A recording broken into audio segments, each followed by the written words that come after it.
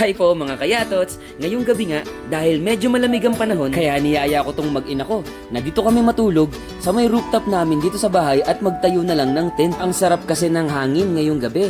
Medyo mataas kasi tong bahay namin mga kayatots. Tamang-tama din kasi na namiss na din namin mag-bonding na kaming tatlo lang. Kaya inaya ko na agad to si Ching Ching na tulungan ako magtayo ng tent. Game na game din kasi siya sa gagawin namin to. Paano ba naman kasi?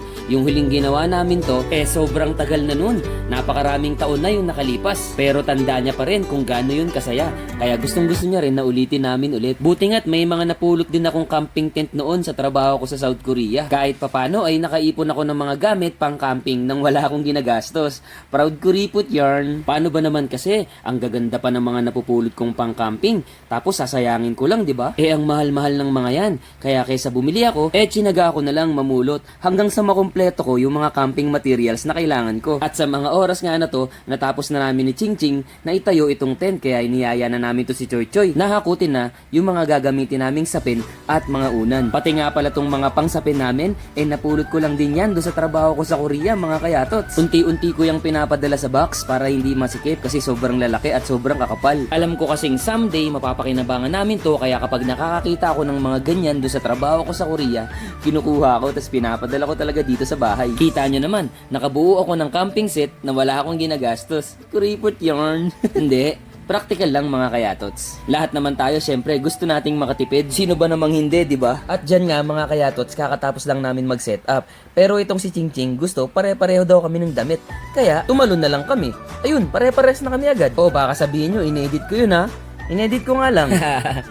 Pero yun na nga, after talaga namin magpalit ng damit, pinaglutuan muna kami neto ni Choy Choy ng masarap na hot cake mga kayatots. At ako naman, since napakalamig nga dun sa may itaas, hindi ko pinalampas mga kayatots. Nag-request agad ako ng mainit na kape. Alam nyo yan, nung nasa Korea pa lang ako, di ba? Lagi nyo akong nakikita na may bit na baso ng kape bago magsimula magtrabaho. Ewan ko ba, basta pag na-feel ko na malamig yung panahon, ang sarap talaga magkape. Hinahanap-hanap talaga ng katawan ko yan. Pero of course, kinokontrol ko din. Alam ko naman din kasi na kapag napasobra ka ng kape, may masamang epekto din. Kaya hinay-hinay din sa pagkakape mga kayatots ha. At eto na nga, habang inuubos nga namin ni Choy Choy yung niluto niyang hotcake, sinasabayan namin ng kulitan, tamang kwentuhan at tawanan mga kayatots. Sa mga oras nga na yan, pakiramdam ko, hindi lang tiyan ko yung nabubusog. Kasi busog na busog din, pati yung puso at isipan namin. Kailangan na kailangan talaga namin to kasi after ng 9 years na hindi kami kumpleto, ngayon pa lang kami nagsisimula gumawa ng mga good memories together. After nga namin kumain,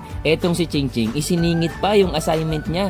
Tulungan ko daw siya. Eto kasing anak ko mga kayatots, gustong gusto niya na sa akin siya nagpapaturo. Kasi ang sabi niya, ang bilis niya daw natututo kapag ako yung nagtuturo sa kanya. Kahit nung nasa Korea pa ako mga kayatots, isinisingit ko siya kahit kalagitnaan pa ng trabaho. Kapag may tinatanong yan, talagang sinasagot ko tungkol sa pag-aaral niya. Gusto ko din kasing masubaybayan siya. Yung tipong masasabi ko sa sarili ko na ako naghubog sa pagkatao niya. Para pagdating ng panahon, masasabi ko sa sarili ko na naging successful akong ama. Kahit na hindi siya masyadong maging matalino, okay lang yun. Basta ang importante, marunong siyang rumispeto at maging responsable siyang bata. So paano?